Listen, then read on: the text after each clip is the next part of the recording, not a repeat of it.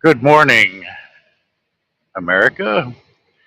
This is an update video. It's going to be a short live stream, so I don't have to update the video to YouTube, which is a pain. This is an update of an old video I did. I believe I did that back in between January, February, and March. It was still cold because everybody that remembers that video, I was still wearing my hoodie, all my warm clothing, and I was wearing a Cubs hat, and I was in my sleeper at that time. I was talking about cryptocurrencies. This is an update. Like I said, I told everybody to get out, or you're going to lose a lot of money or lose everything you got. Well, this is an update. If you remember, back at Christmas, it was at 50,000 or more. At one point, I was told it reached 60. Can't confirm that, but right around Christmas, it was 50. But when the new year hit, it started to sink. And when I did that video, I believe it was in February,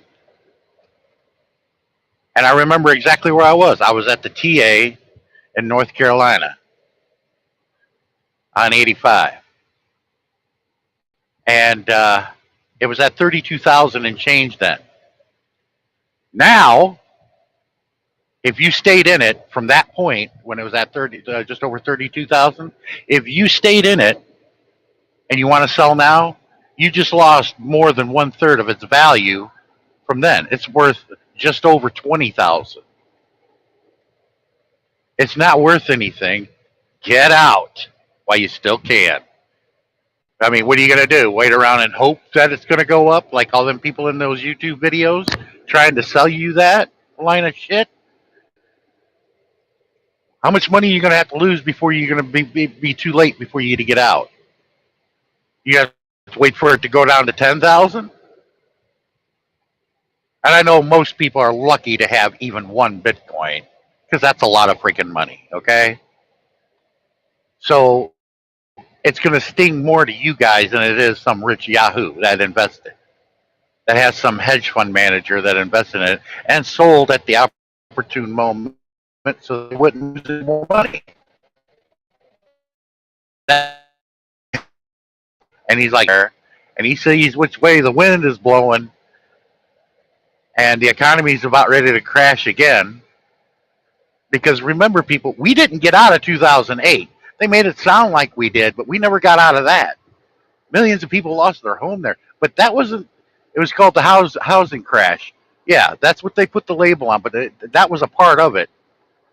But a lot of it was other things of why that happened. The crash in 2008 mostly happened not because of the housing crisis, because of a 30-year-long trickle-down economics idea. People's wages were not going to go up after 1978. And some union, if you're at a union job, some of your union representatives were telling you that. But you weren't getting warned by the Workers' Party, which is supposedly the Democratic Party, to tell you that you're going to get a drubbing here. See, what happened was, to keep up with the illusion that people were keeping up with the American dream, was they borrowed up the wazoo. The wives came out of the house, became part of the workforce. It wasn't enough, so they borrowed. So instead of rising wages, the corporate capitalists took that money and invested it in banks to loan it out to the employees at interest. And you know what's funny? Everybody was grateful. And pretty soon, you're not going to have enough wealth to service the debt on a flat wage. 2008 came around, boom, nobody could pay back their debts anymore. That's what the majority of that crisis of 2008 started.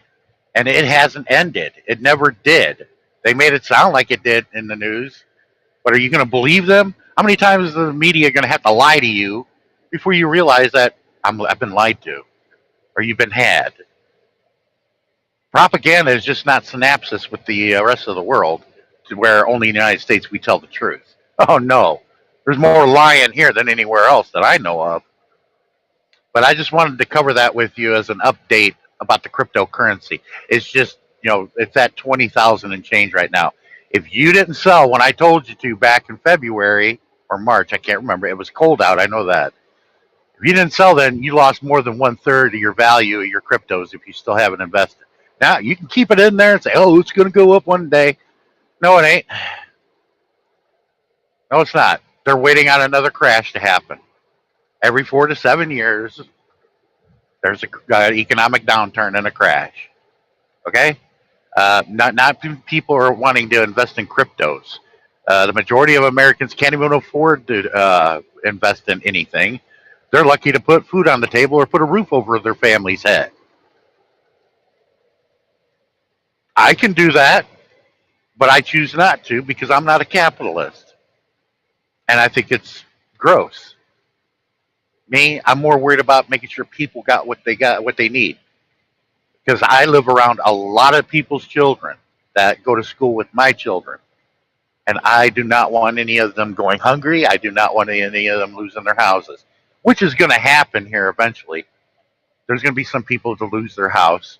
And like I tried telling people in the neighborhood, look, everything that happens in the world happens unevenly. It hasn't happened here yet, but it'll eventually come here. Now, we can either help or we can just make up excuses or make up scapegoats of what really the issue is. But hey, I'm glad anybody came into the chat. I can't read it because I'm driving. I just wanted to do that crypto with you, and hopefully it'll help you. Good luck to you if you want to keep it invested in it, but I'm not. I got out long ago. That train came and went long ago. If you didn't get out before Christmas of 2021, you ain't going to make nothing now. There is no making money in crypto anymore. Hey, great that you made a lot of money in crypto. Well, you're not going to make it anymore. It was the biggest Ponzi scheme, backed by nothing. It's funny that people believe that and invested in it. Like Dogecoin was made up as a joke, but the guys made millions off of it. Anyway, hey, I'm done with that. You guys have a good day. I'll talk to you later. Somebody do a live stream.